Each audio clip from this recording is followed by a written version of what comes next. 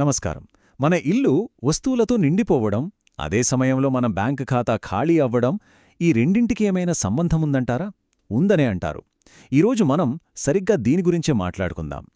డబ్బు ఎక్కువ ఆదా చేస్తూ ఒత్తిడిని ఎలా తగ్గించుకోవచ్చో చూద్దాం. పదండి ఆ సీక్రెటేంటో తెలుసుకుందాం.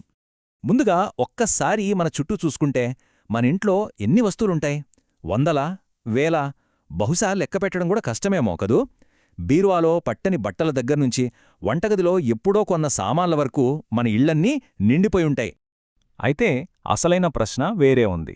అన్ని వస్తువుల్లో మనం నిజంగా వాడేవి ఎన్ని? చాలా వరకు ఎక్కడో ఒక మూల పడి ఉంటాయి. వాటిని కొన్నామన్న సంగతి కూడా మనం మర్చిపోయి ఉంటాం.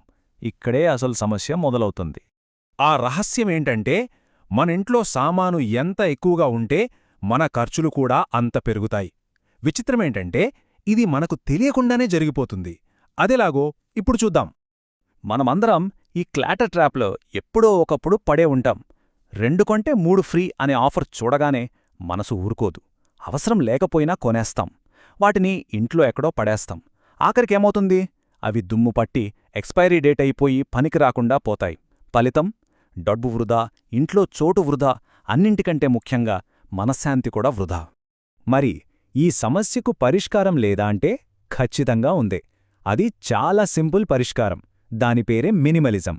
ఈ పదం వినడానికి కొంచెం పెద్దగా అనిపించొచ్చు, కాని దీని వెనుక ఉన్న ఐడియా చాలా సింపుల్, ఇంకా పవర్ఫుల్.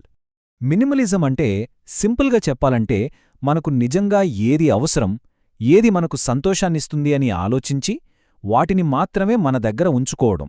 ఇది కేవలం వస్తువుల్ని పడేయడం గురించి కాదు, మన జీవితంలో దేనికి విలువ ఇవ్వాలో తెలుసుకోవడం అన్నమాట. ఇప్పుడు చూడండి, ఈ రెండిటి మధ్య తేడా ఎంత స్పష్టంగా ఉందో. ఒకవైపేమో అనవసరమైన సామానుతో డబ్బు పోతుంది, రోజూ టెన్షన్, టైం వేస్ట్.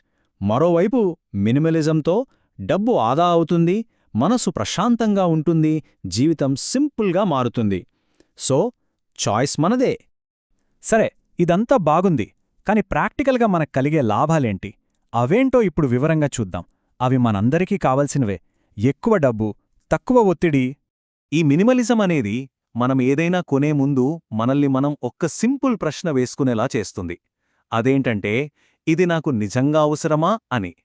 ఈ ఒక్క ప్రశ్నతోనే మన పొదుపు మొదలవుతుంది.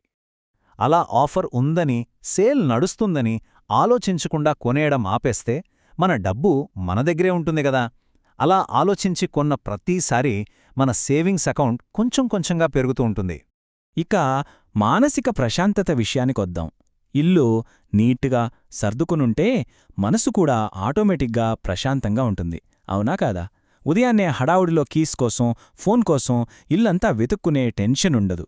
ఈ ప్రశాంతమైన వాతావరణం మన ఆలోచనా విధానాన్ని కూడా మెరుగుపరుస్తుంది. ముఖ్యంగా మన ఇళ్లల్లో ఈ మాట ఖచ్చితంగా వినిపిస్తుంది. ఏదో ఒకరోజు ఉపయోగపడుతుందిలే. పాత బట్టలు కావచ్చు, పాడైన మిక్సీ కావచ్చు, ఎప్పుడో వాడిన ఫోన్ కావచ్చు, అన్నిటినీ ఇదే మాట చెప్పి అటకెక్కిస్తాం. కాని నిజం చెప్పాలంటే ఆ ఏదో ఒకరోజు ఎప్పటికీ రాదు. అవి ఏళ్ల తరబడి అక్కడే దుమ్ము పట్టుకొని పడుంటాయి. సరే, ఇదంతా వినడానికి బాగుంది, కానీ మరి ఎక్కడ మొదలుపెట్టాలి?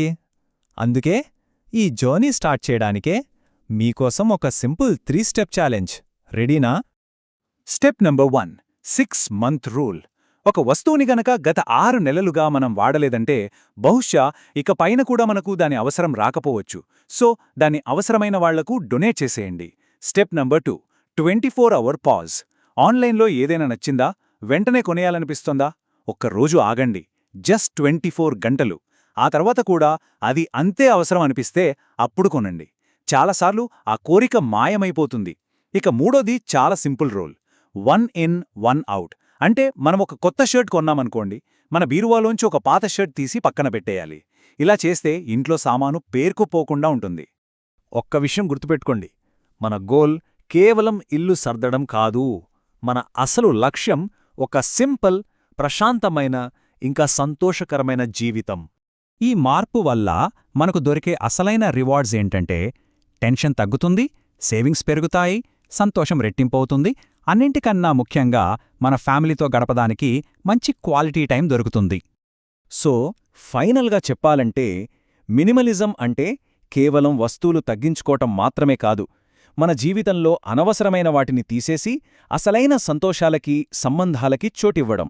సరే, మరి మీ ఛాలెంజ్ ఇక్కడ్నించి మొదలవుతోంది. ఈరోజు మీ ఇంట్లోంచి మీరు తీసేబోతున్న ఆ ఒక్క అనవసరమైన వస్తువేంటి?